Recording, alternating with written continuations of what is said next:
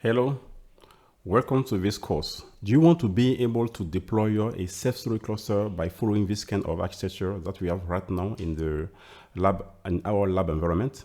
Do you want to be also able to understand the whole components that are a part of the Ceph Storage cluster architecture? This course is also for you. Do you want to be able to administrate the Ceph Storage cluster from the web interface, the dashboard, okay, and be able also to see and monitor the different components that you have right now in your different nodes of your Ceph Storage cluster. This course is for you.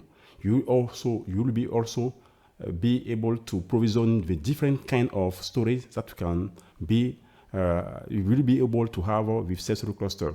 Okay, so this course also is for you.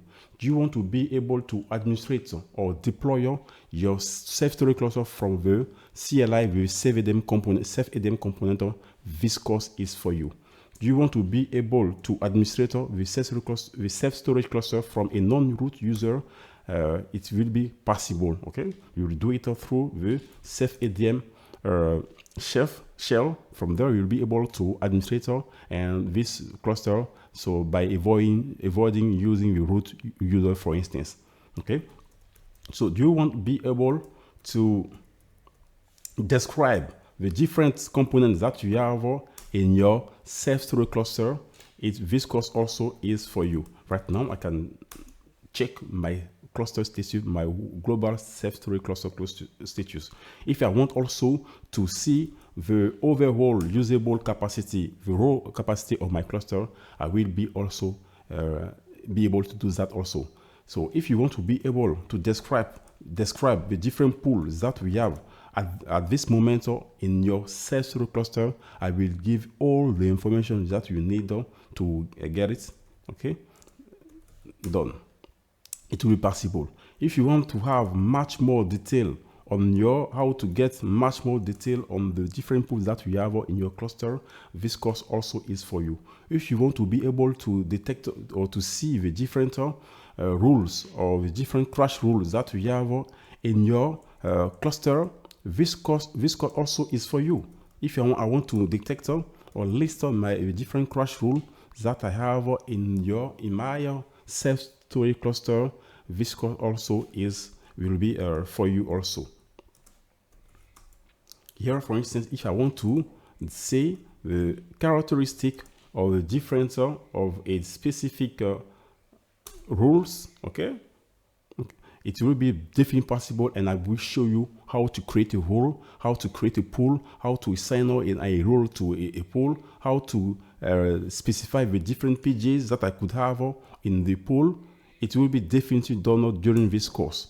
I will show you also during this course how to size your cluster definitively, and you get all information that you need to administrate and to maintain and to operate your Ceph Storage cluster. Okay, definitively. So all those information will be shown to you, and nothing will be left behind. Everything I will let nothing behind, and by the end of this course, you will be very comfortable to administrate and operate a Ceph Storage cluster definitively. And this will be my principle, okay, and my main target that I want to reach by the end of this course. Everything will be shown to you. Hi guys. If still now you're still on this video, I hope that you're interested by the content that you already see before. My name is Bekundu, and I will introduce you my new course on the Ceph Storage cluster, how to master from the zero knowledge on the Ceph Storage cluster to the master knowledge.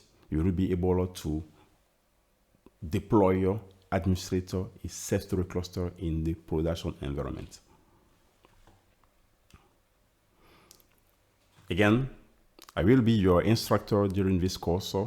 I'm an Udemy instructor for more than 3 years right now. I have more than 10 courses and more than 20,000 students across my whole courses. I have more than 10 years as an experience in this storage domain and 50 years above of IT domain expertise. I've taken part on the deployment of 2 data centers in West Africa, which is still ongoing production. And I will give you all those real world and actionable knowledge during this course. Okay, everything will be teach to you, and everything will be very crystal clear to you by the end of this course. And what will you achieve by the end of this course? You will be able to deploy a Ceph Storage cluster with a production-ready architecture. You will be also able to provisioning the different 3 types of storage that we may be able to provisioning for any kind of end user or end client. It will be file storage, RBD, RGW, or object storage types, or the CephFS for the file type storage. All those type of storage you will be able to master the provisioning of those one. You will be also to optimize a Ceph Storage cluster, how to sizing correctly the pages into a pool, how to calculate the overall pages inside your pool, how to select the right size of RAM CPUs for each component that you may have in your cluster. Everything will be very crystal clear by the end of this course. You'll be also able to handle the different issues that you may encounter in your day 2 operations in your cluster. So the skills that you will gain is very interesting skill. Okay, it will be an actionable skills that you will have by the end of this course. You'll be also able to integrate a Ceph Storage cluster for the different kind of cloud environments like Kubernetes or OpenStack environment. All those components you'll be able to give to them a backend storage. You'll be also able to monitor, operate, okay, design or secure your storage by creating the right keyring for the different user who would like to have access to your cluster. How this course is structured. Okay, and we have first of the theoretical part. The theoretical part of we have all theories that we should know about the architecture, the different components of a Ceph Storage cluster, how Ceph Storage cluster manages itself to insert object into the different pool, the different steps of the life of any object before being stored in the driver. All those information will be shown to you in the foundation part. I will show you also how to install a Ceph Storage cluster, okay, and set up it from 1 node to 4 nodes, adding new OSDs. The OSD can be an HDD or HDD or HDD type of storage. It can be also an SSD or NVMe type drives. All those drives I will show you how you'll be able to add them to your cluster, okay, and from different methods. It can be from the YAML file and so on. We'll show you also how to create pools, how to understand the different parameters of the pool creations, also how to understand the crash map, a very important component of the crash map. I will show you how to have a better understanding of the crash map during this course. We'll show you how to secure your cluster by creating the right keyring for the different users who intend to have access to your cluster.